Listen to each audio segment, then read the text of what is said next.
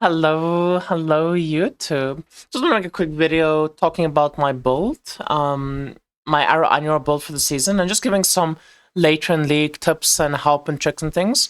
So right here is a POV from a friend of mine that I helped set up. They asked me for help with the build, so we changed a few things from how I did it originally. We adjusted to the fact that there's like new prices and stuff in the league, and just adjusted the fact that the things when I bought them back in the day were like not, or like back when I did things, is not the same as it is like 2 weeks into the league. And just some further tips and things.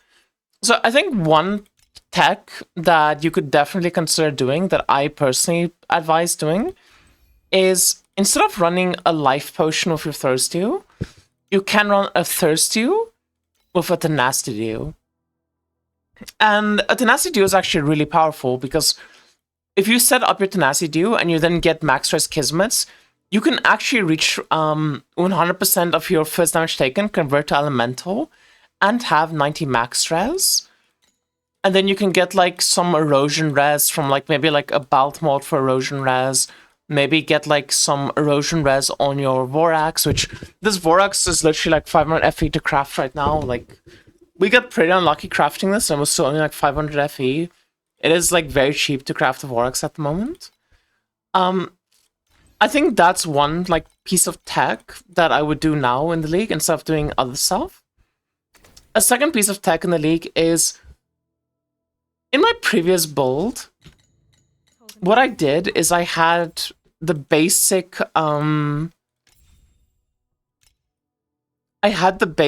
like pharmaceutical thing, like this basic pharmacology manuscript. This is really fucking expensive to do now, like genuinely so expensive. Because the actual like basic thing is 6,000 FE. That's a bit steep, and it's really important to get. So another piece of tech that I actually did, where the fuck is the build I followed?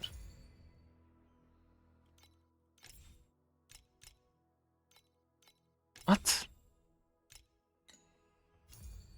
Okay, sorry, let me just quickly go and get it again. So the other piece of tech that I also advise people to do now that's a lot cheaper is, instead of doing the basic pharmaceutical, we're going to be doing this. We're gonna put on Artificial Moon. Now it doesn't have to be this discipline, it can be anything. It can be Origin, Discipline, or Progress, that's up to you. And then you can buy yourself a +2 memory. Now, ideally, you'd have a red one to get level 5, but even if you do a orange one like this is gonna make it that your base trait is level 4.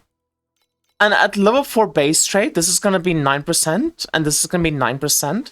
So it's essentially the same thing as having the basic pharmaceutical, but instead of it having 80% base ingredient effect, it's 50% base ingredient effect. And like, if your build has, let's say, 550% elixir effect, you're essentially gonna have this 9 times 6.5. You have 58% damage transfer. So it's not, it's not quite reaching like the 60% cap for damage transfer as like a massive defense layer, but it's not that bad. It's honestly not that bad. Now, if you do go for the Tenacity Dew, I do suggest also running Deep Root, which is 1,600 right now. So it's not like the cheapest thing ever, doing the Tenacity Dew, but I do think you're gonna end up being a bit tankier. And if you do like the injury buffer setup, like it's pretty hard to, it can be pretty expensive. Because in this setup, what we did is we bought this 45% projectile speed, 10% elemental res module, and like this module is literally like 100 FE. Like for Rattling Stormer Captain, you can buy for 500, but there's also cheaper ones if you just don't care about the module. And that's a really good 2-mod module. So that's my first piece of tech. Trial Tenacity Dew is probably better. Second piece of tech is, instead of the basic pharmaceutical, just doing like Artificial Moon, doing whatever one is cheapest, and then doing a +2 memory. It's good enough, and it's gonna make you feel like a lot better about the build. You're gonna feel a lot nicer. You might feel a bit like your sustain is not the greatest then. You can buy a Imperial Iron Sentry of a Corrode that's like restore 4% of life and energy shield every 0.3 seconds. That is something you can try to, like, you know, make your sustain feel a bit better to, like, compensate. That's the suggestion I have. And if you want, you can also fit in injury buffer on top of everything else here. You know, you can still get, like, your modular injury buffer. You can still get poison relief, but you don't really need it. Like, in this setup, we did Co-Resonance, Mind Blade, which is 3% additional damage, and we got Elixir skill, again, charging progress, and this entire pedigree was like 1000 FE. And this is a 3-mod pedigree for the build. And then another piece of tech. So a lot of people are complaining about perpetual motion by the fact that it's 1500 FE. You know, 1500 FE is kind of steep for some people. Now, I'm gonna be real with you, it's not that much. But something you can do temporarily until you get that 1500 FE for perpetual motions is you can run a precise swiftness, so you run 10% aura. You seal your 10% aura to your life, and then you use a life medium. So you use activation medium life, and you get like a high roll, like a 90% plus, and you have like, you know, 50% of your life sealed to life. This is going to work the same way as a perpetual motion. This is a temporary solution. You do need to either get your perpetual motions, or you need to piano finger set. You are more than welcome to piano finger set. Please don't come to my channel and complain about perpetual motions. Just don't. I generally don't care. You just fucking press the button. Just press the button. I don't know. Or just fork up the FE. Like, welcome to Sage, bro. Every Sage player has to do this. Welcome to the character, okay? Perpetual motions, they exist here. And it's unfortunately just what you have to do as a Sage.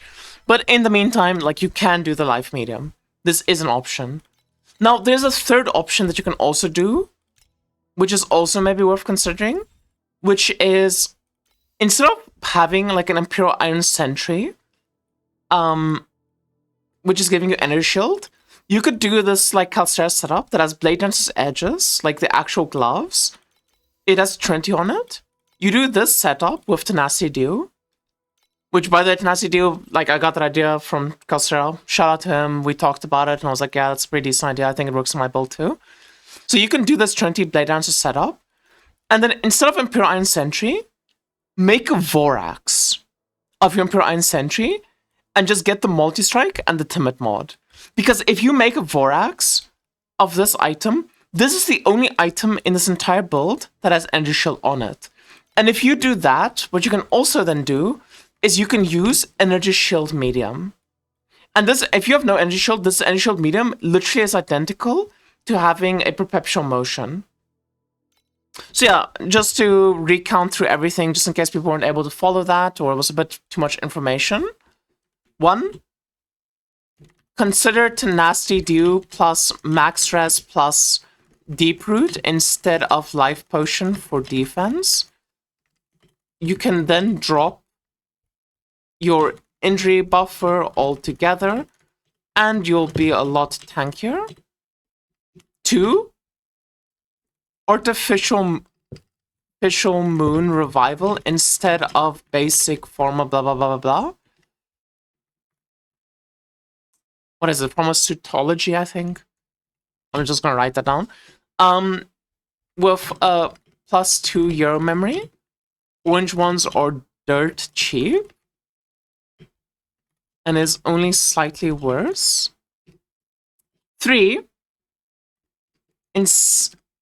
Instead of Perpetual Motion, you can seal Swiftness on life and use life activation. Only really works if you don't use Life Potion. Or you can instead make a Vorax of the Sentry Helm, equip the Blade Dancer Fingers plus Trinity, as seen in Calcera's setup, and use ES Medium.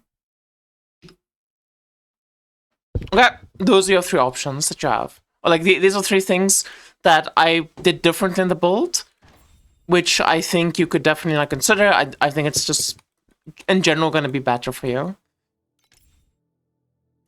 Other than that, obviously early on you don't have that much movement speed, so you can opt to use Swift Shard Raid instead of your power skill if you have enough damage from mapping. This is pretty nice. And I would highly recommend getting Net King's Judgment ASAP. This one has Elixir effect. You can also just do Sealed Mana. And beyond that, I don't want to show the Phantasmagoria we went for. So this is actually what I did in this setup for the Phantasmagoria, is I bought one that had all medium talents give you Sealed Mana, and you can allocate 3 additional medium points. Now, it's not the cheapest, but it's not the most expensive. 1,300 FE. And this Phantasmagoria is giving us 21% Sealed Mana on every single medium talent. And because we're doing medium talents, we're getting a ton of crit. We're getting a ton of crit damage. We're getting a ton of attack and cast speed. This is really efficient. This is very, very worth it in my mind. So that's something you can do to get your Sealed Mana, because you need to get 90% to seal times 450% auras. And then lastly, I mean, I can't help you with slates. Literally every single slate here was so cheap. The only slate that wasn't cheap was this corner, which you spent like 500 on, I think. Every single Fallen Starlight you see here, everything you see here was like less than 150 FE. And this God of Deception was pretty expensive, because I just went like, there's no point in cheaping out on this, just buy like a proper expensive one. And again, this pedigree was like 1,000 FE. Like, it's... people are like coming to my chat and being like, oh, this build is so expensive, blah, blah, blah, blah. I just set up this build again. Like, I'm sorry, but if you think this build is expensive, like, just don't show up in my chat. Don't talk to me. I don't like to talk to people that are just stupid. It's genuinely, like, offensive to me when people come in and they complain about the build not being cheap enough when it's so fucking cheap. Like, just leave. Honestly. Anyway, ranting over. Those are some, like, nice niche tips. Just things that people are getting a bit stuck up on that I just have suggestions for. And you can see with this character right here, we fully focused on the slates and the year, and, like, getting proper year memories. I don't think this is necessarily the best way to do things. The reason I did it in this order, and I didn't really bother too much with the gear, like, this gear is still T2 mods and things, is because I knew that for him as a person, like, it would be a lot easier if I do the slates and the year memories, because these are, like, a bit more complicated to set up. Because upgrading from, like, non-prices to prices gear is pretty easy. You know, it's very self-explanatory. I don't have to hold his hand for it. You know, he'll figure it out on his own, and he'll be able to, you know, do all of that on his own. If you do the Tenacity Dew, I do still suggest that you get some Convert Erosion to Elemental damage, if possible. And also, you do need a tiny bit of Erosion Res for the SS20 fight. Just enough that you can, like, survive her auto attack. Because this setup has 0 Erosion Res, and it can survive the auto attack, but it's sometimes a bit spooky. But it also has only 84 max res. It doesn't have 90 max res yet, because that's just work in progress. Anyway, thank you all so much for watching. I hope this video was helpful. I hope this is some good tips for people still trying to make this build work, and maybe having some hiccups here and there. And hopefully I can save people's fingers, because it's honestly, especially this number 3, like, it is honestly awful having to manually press the dues, and I know it's awful. But yeah, thank you all so much for watching. Please leave a like, comment, subscribe, and all these beautiful things, and I'll see you again next time. Bye-bye, YouTube. Bye-bye.